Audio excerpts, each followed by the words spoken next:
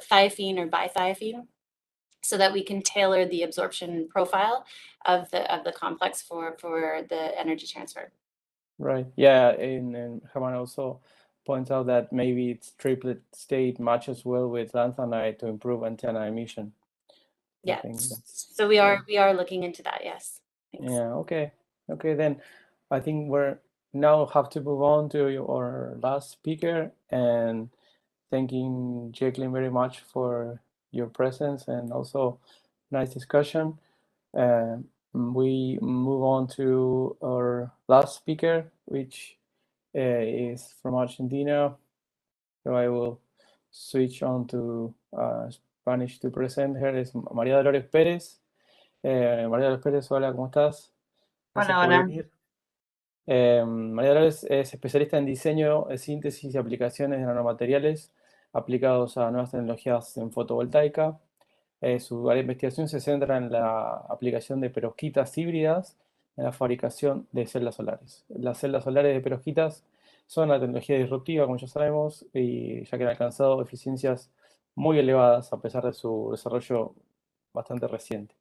María Dolores es investigadora adjunta de CONICET en CENEA y profesora adjunta en la Escuela de Ciencia y Tecnología. Es doctora de Química por la Universidad de South de California, Estados Unidos, y licenciada en Química por la Universidad de Buenos Aires. Además, realizó estudios postdoctorales como científica repatriada por el CONICET en el CNA. Ahora, si me dejas, lo digo en inglés por la duda que la gente que está afuera, no sé si la presentación la vas a hacer en inglés o en castellano. No, vamos a mantener el castellano para... Perfecto, no hay problema, no hay problema, está todo bien. Para no improvisar, digamos. Yeah, no, está bien. María Dolores is going to present slides, also slides in Spanish, so sorry about that. But any question related to a topic she will discuss, which is perovskite, hybrid perovskites applied to new photovoltaic cells, will be most welcome, and we will translate also for the international audience. María Dolores is specialized in design and synthesis and application of nanomaterials to photovoltaic cells, and she's staff researcher in CONICET, and also in CENEA, and is a professor in the Science and Technology School. She has this PhD in the University of Southern California in the United States, and is also graduated in chemistry in the University of Buenos Aires, and yeah, she works at the CENEA. So, María Dolores, adelante. Thank you very much for your presentation. I'm going to switch to Spanish just to be on the safe side. I haven't presented a talk in English for a long time, so I'd rather be safe. Bueno, entonces muchas gracias por la presentación. Como bien decías, yo trabajo mi lugar de trabajo es la CONEA, en el Instituto de Nanociencia y Tecnología, pero bueno, estaba Luis Rodríguez, que también está en el INN, él está en Bariloche, yo estoy en la sede Constituyentes en Buenos Aires. Este es un instituto mixto y mi pertenencia a la CONEA es en el Departamento de Física de la Materia Condensada.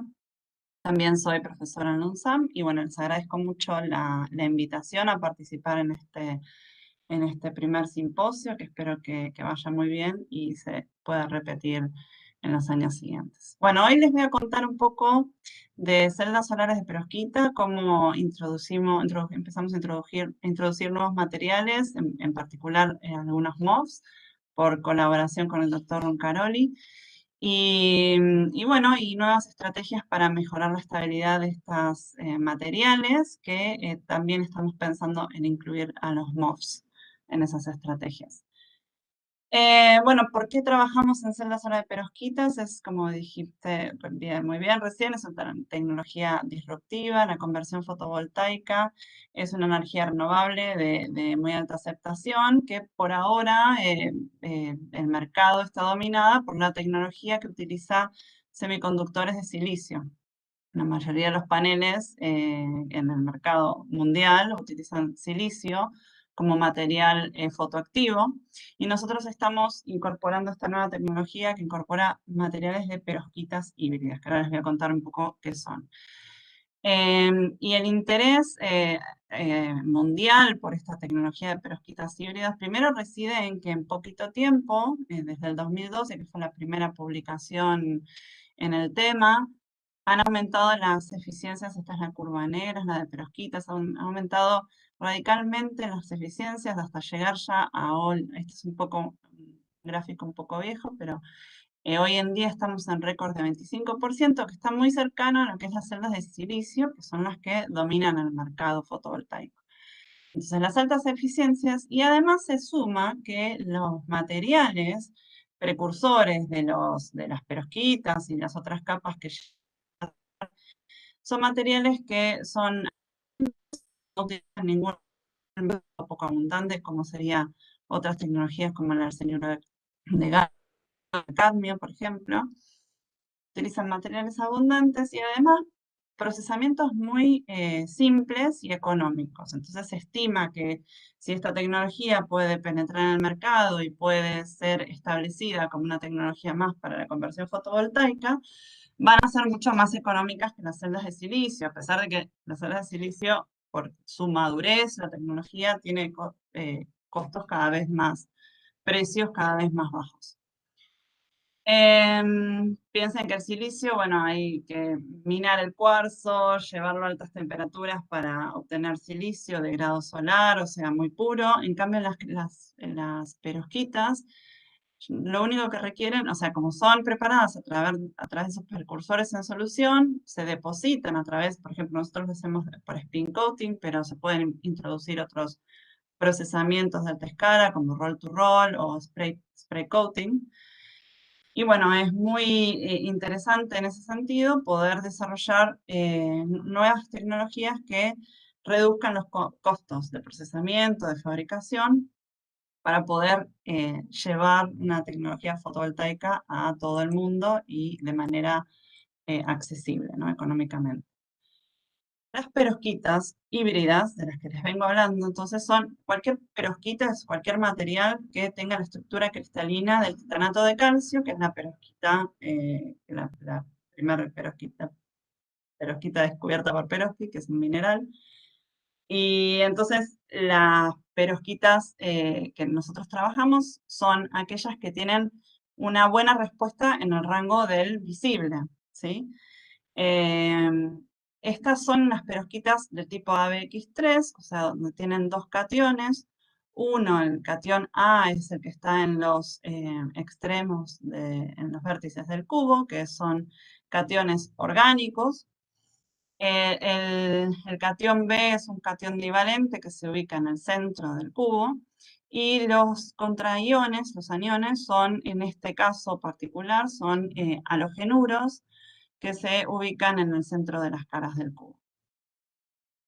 La más común, que fue la primera publicación y la que más se ha estudiado, es la perovskita de iodouro de metilamonio y plomo, que tiene elevadas movilidades ambipolares, o sea, tiene una alta movilidad de huecos y electrones, y además tiene una densidad óptica muy alta porque es un semiconductor de gap directo. Entonces, con muy poco material, con una película muy delgada, se puede absorber muchos fotones, mucha luz. Y tiene un bandgap correcto para lo que es la absorción en el rango visible.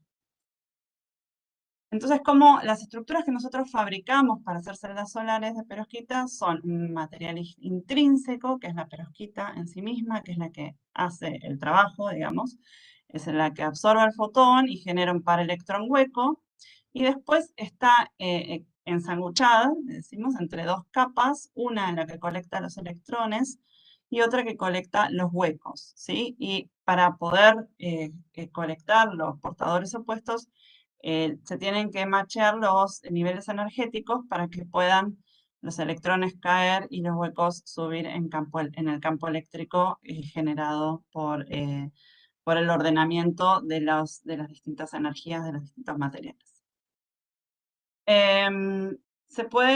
Nosotros en general trabajamos con este tipo de juntura de tipo NIP por el lado donde está incidiendo la luz.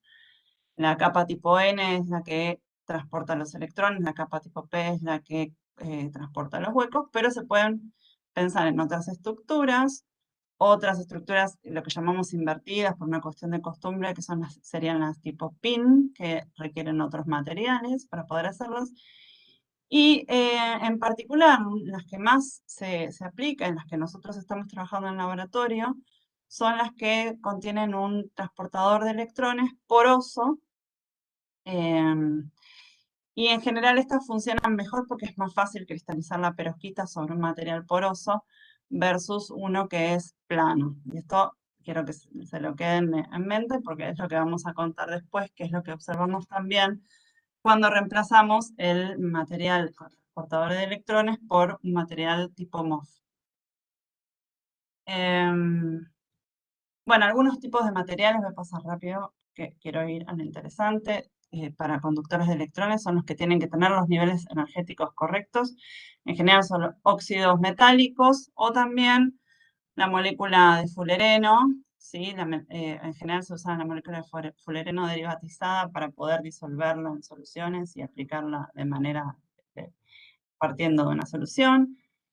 Y los transportadores de huecos en general son moléculas un poco más complejas y por eso mucha gente trabaja en el desarrollo de transportadores de huecos, siendo la que mejor funciona el espirometal, pero tiene muchos problemas porque, bueno, es una molécula compleja, pero se degrada muy fácilmente y además para que sea buena conductora de huecos hay que doparla con litio.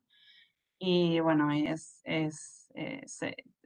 genera mucha degradación en la celda. Ahora el más interesante, el que mejor está funcionando es el PTA, pero es extremadamente caro y prohibitivo para nuestros trabajos habituales.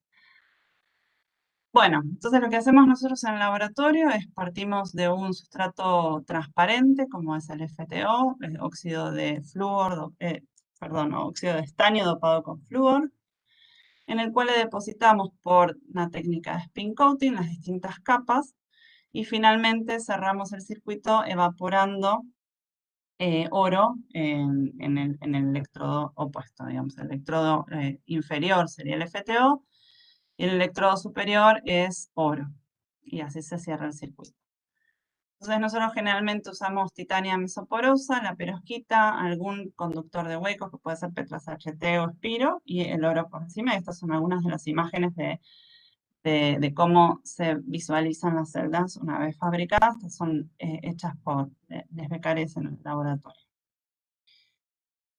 Bueno, entonces, en CONEA trabajamos muy cercanamente, digamos, físicamente muy cercano al laboratorio del doctor Roncaroli. Y me propuso, y bueno, discutimos de empezar a probar algunos de estos materiales MOFs en las celdas solares de perovskitas. Entonces, con el trabajo de Victoria Gómez, el trabajo doctoral de Victoria, empezamos a aplicar los MOFs. ¿Cómo? Decidimos empezar incursionando en la aplicación de los MOFs como capa transportadora de electrones, que no hay, en general mucha gente aplica los MOFs como HTL y algunos como ETL, pero haciendo unas arquitecturas más complejas. Nosotros decidimos hacerlo lo más simple posible, reemplazar la capa de dióxido de titanio por una capa de MOF, que sabemos que son, que podemos fabricar películas y películas porosas. Así que bueno, Victoria entonces hizo la síntesis de estos dos MOFs, que los estudió, los caracterizó completamente, que ahora les voy a contar la caracterización, y los aplicamos en celdas solares como capa ETL. Entonces, los MOFs son de hierro y titanio, ¿sí? Con el ligando amino DDC. Y como verán, los dos MOFs son bastante distintos. El de hierro tiene estructuras así poliédricas y de tamaños entre los 100, 200, 500 nanómetros. Y los de titanio tienen una estructura más granular. Y estas diferencias en la estructura, que a mí me interesa ver cómo los distintos materiales después se refleja en cómo funciona la celda solar. Así que, bueno, es interesante mirar las diferencias de estos MOFs y ver qué ocurría con las celdas solares. Bueno, la caracterización de los MOVs la caracterizó por rayos X. Después se hicieron las isotermas de absorción BET, donde se calcularon las distintas porosidades. Y bueno, el de hierro, acá no le puse cuál, así está. El MOV de hierro son bastante distintos. El MOV de hierro tiene una estructura más microporosa, con una isoterma tipo 1. Y el de titanio presenta una isoterma de tipo 2 con una estructura tipo bimodal, con 2 poros de distintos tamaños, uno más microporoso y otro más mesoporoso. Entonces, bueno, los 2 MOVs ya tenían porosidades distintas y era interesante ver cómo iban a funcionar en la celda. También es muy importante caracterizarlo ópticamente. Se ve que, bueno, la transición del ligando libre desaparece una vez que se observa la absorbancia de las películas de ambos MOVs. El violetita es el de hierro y el rosa es el de titanio. Se ve que la transición del ligando libre se aplana por la interacción entre la transferencia de carga entre el ligando y los centros metálicos, hierro oxo o titanio oxo. Y también haciendo el análisis de TAUC, el plot de TAUC, pudimos calcular los band gaps de ambos MOVs. Y bueno, entonces se fabricaron las celdas solares con estas estructuras. Estas son las imágenes de canto, las imágenes laterales de los crecimientos de las distintas capas en las celdas. Se puede apreciar, que creo que tenemos algunas otras imágenes un poco más claras, que hay una diferencia estructural en cómo la capa de hierro, que tiene como cristales un poco más grandotes, y la de titanio un poquito más porosos. Y bueno, para ambas estructuras lo que hicimos lo que hizo Victoria fue estudiar para distintos ciclos, o sea, se hicieron los depósitos del MOV varias veces, y se hicieron para 2, 3, 4, 5 depósitos, se hicieron celdas solares para ver cómo funcionaban. Entonces, esto lo hacemos siempre para optimizar lo que decimos la celda. Cuánto material tenemos que poner para que la celda funcione de la mejor manera. Y entonces encontramos que la de hierro funciona mejor con 3 ciclos, mientras que la de titanio funciona mejor con 2 ciclos. Y esto creemos que es porque la del hierro, son así, con estos poliedros, estas partículas un poco más grandes, les cuesta 3 ciclos para poder cubrir todo el sustrato y tener una respuesta eléctrica buena ante la iluminación. En cambio, el titanio enseguida tiene cobertura. Esto también lo estudiamos para FM. Los invito a ver el paper que publicamos. Es un muy lindo trabajo, muy completo, y están todos los FMs publicados. Y bueno, entonces ya de por sí tenemos una diferencia. Si nosotros aumentamos, lo que vimos, claro, si se aumenta el número de ciclos, entonces el MOV empieza a competir por los fotones, ¿sí? Empieza a absorber los fotones más tirando al UV visible, y entonces llegan menos fotones en la capa intrínseca, que es la perovskita, y la fotocorriente empieza a caer. Así que siempre hay un espesor óptimo para el cual aumenta la eficiencia y después vuelve a decaer. Bueno, y obtuvimos eficiencias que no son las mejores. Digamos, nosotros en general para las celdas de perovskita con dióxido de titanio llegamos a eficiencias de entre el 10-12% en nuestro laboratorio. No estamos llegando a eso, pero es un resultado muy prometedor, porque es una estructura muy simple a comparación de lo que se viene publicando. Es una estructura simple, con una buena respuesta. Las curvas son bastante cuadradas, que les decimos. Y entonces, nosotros, el interés no era solo buscar la mejor celda solar, sino entender qué propiedades de los materiales nos importaba modificar, y de ahora en más podemos llegar a pensar cómo podemos diseñar los MOVs para, de acuerdo a lo que aprendimos en este trabajo, poder diseñar los MOVs para que den mejores eficiencias. Y entonces, Otro intento otra hipótesis que se probó era que, bueno, ¿qué pasaba? ¿No serán muy porosas estas capas o no serán, si el depósito por spin coating no daría una película de poca calidad o baja calidad estructural, digamos? Entonces se diseñó, Victoria diseñó todo un equipo de deposición capa a capa o layer by layer, donde se sumerge el sustrato, ¿sí?, en distintas soluciones del metal y se enjuaga y después el ligando o viceversa. Y cada uno de estos ciclos es lo que llamamos un depósito.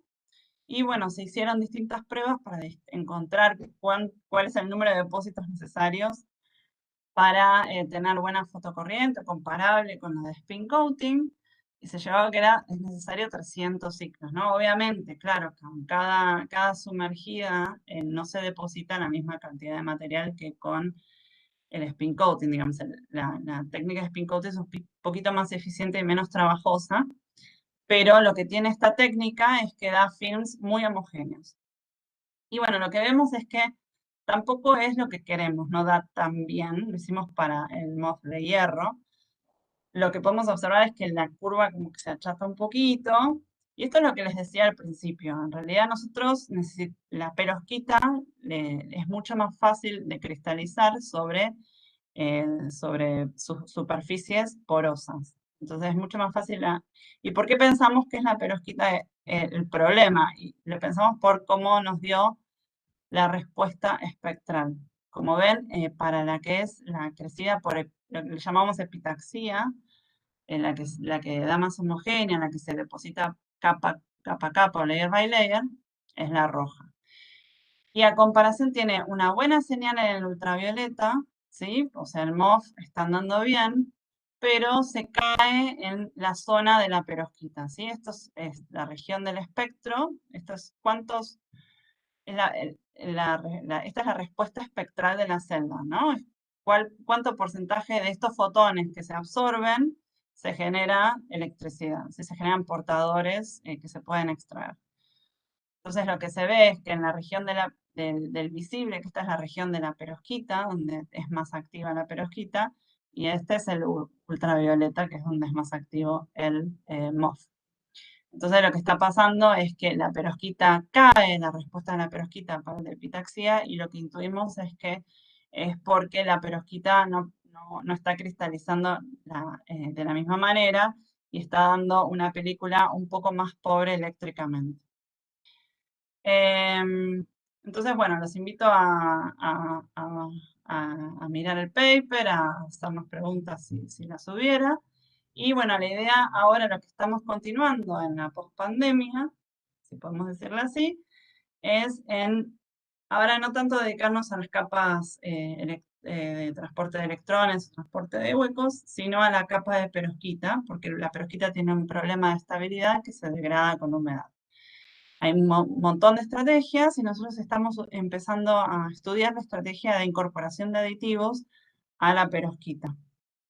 Estos aditivos pueden ser moléculas, como por ejemplo este paper que les estoy mostrando, que incorporan aminoetanotiol, una molécula muy simple, y lo que hace el aminoetanotiol, si no está, la perovskita, bueno, tiene distintos dominios cristalinos con mucho borde de grano, donde puede entrar el agua y empezar a hacer su trabajo de degradación.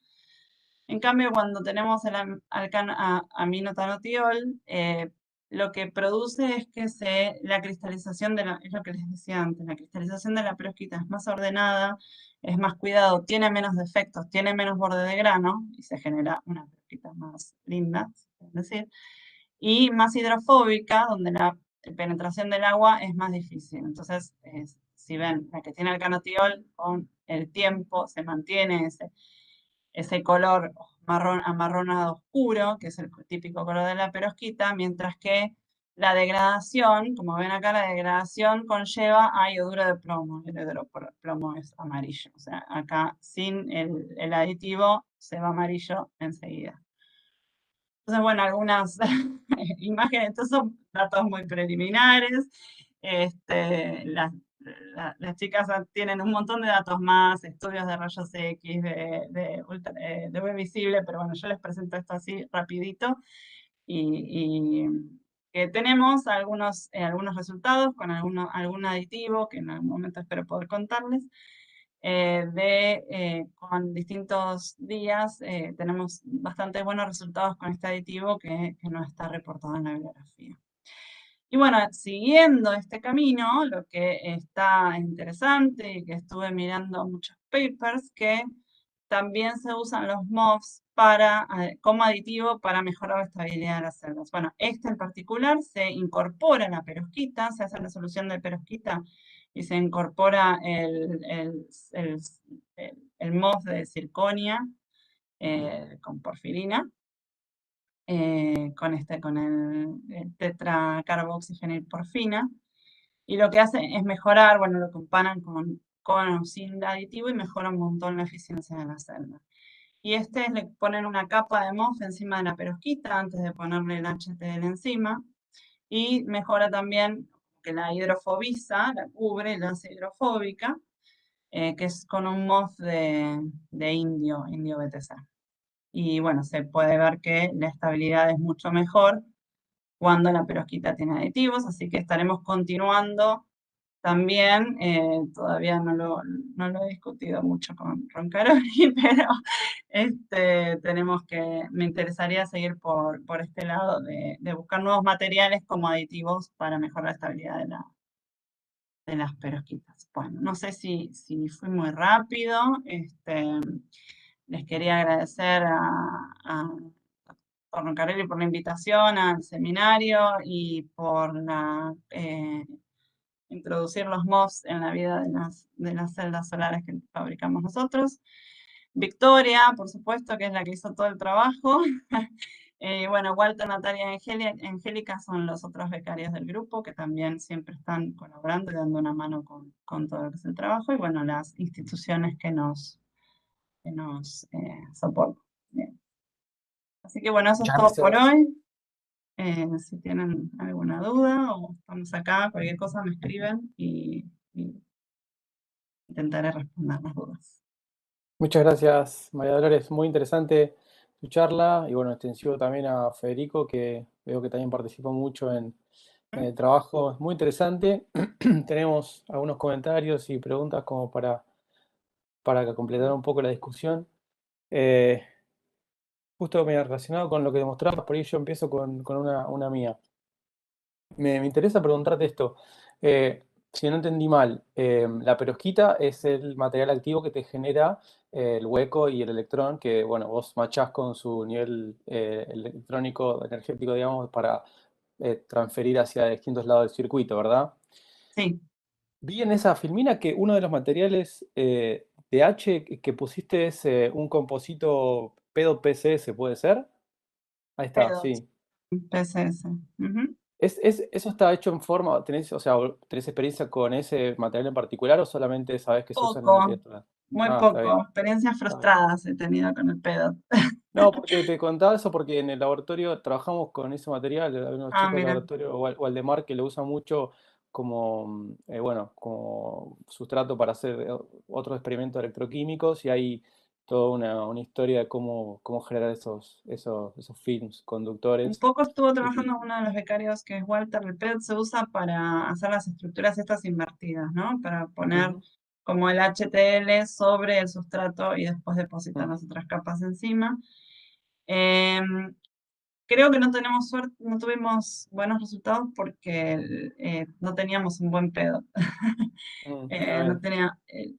Bueno, si vos trabajas en eso, sabes que el PEDOT es muy sensible. La conductividad del PEDOT depende mucho del tamaño del polímero, de la polimerización. Claro. Y bueno, Sí, no el monómero que conocemos. usaste para polimerizar el LED, Claro, digamos. no lo conocemos mucho como para definir qué polímero necesitamos. Así que Bien. Bueno, eso es estaríamos solamente para más que plantearte dispuestos a eso. probar. Ustedes Bueno, los hacen por electropolimerización.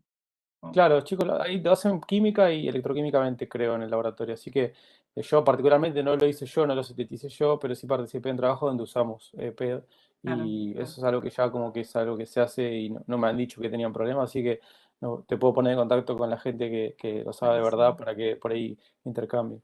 Y relacionado con el otro lado del sistema, ¿no? El portador de electrones, el que va para el otro lado, ustedes proponen, bueno, el cambio que proponen es utilizar estos MOF como estos mediadores que hacen ese transporte. Mi pregunta va por el lado de cuál es el mecanismo que ustedes piensan que es el que hace que conduzcan, porque en la experiencia nuestra, para que un MOF se vuelva conductor, vos lo tenés que o dopar con alguna molécula que esté en los poros y que actúe como transportador de electrones, o tal vez sea a la distancia corta y puedas ver un electrohopping, o no sé, ¿cuál es el mecanismo que ustedes piensan para esa migración de electrones a través de la capa del MOF? La verdad que no estoy segura, es algo que me lo pregunto siempre. Definitivamente el MOF está actuando como un transportador de electrones, quizás Ajá, no tan bueno como uno querría, es bastante resistivo porque ya con más de 3 capas se vuelve muy resistivo también. Em, yo supongo que será vía hopping, pero no me animo a decir si a través del ujú, ligando, a través está bien. del hierro 3, no lo sé. Está bien. No, no, No, estoy sabiendo una curiosidad, porque si fuera el caso de que vos querés mejorar esa conductividad, como que para esos mismos MOVs que ustedes presentan ahí, que están muy interesantes, vos podés probar doparlos con alguna molécula como la que mostraban hoy en otra charla de TCNQ, que te incrementa la conductividad en sí, una sí, estructura sí, sí, porosa. sí, sí, sí, sí, sí. Eso como que por ahí esa es una La forma. tenemos, el TCNQ lo tengo ahí presente. Perfecto. Em, También yo lo que pienso y que quería también pensar en otros ligandos que sean más conjugados, ¿no? Un poquito más Ujú. conjugados. Em, pero bueno, ese como no es mi métier, así que Está perfecto, no, está perfecto. yo puedo Eso, sugerir que para mí tendrían que tener un poquito más de conjugación los ligandos como para facilitar el transporte de electrones. ujú, Em, pero bueno, perfecto.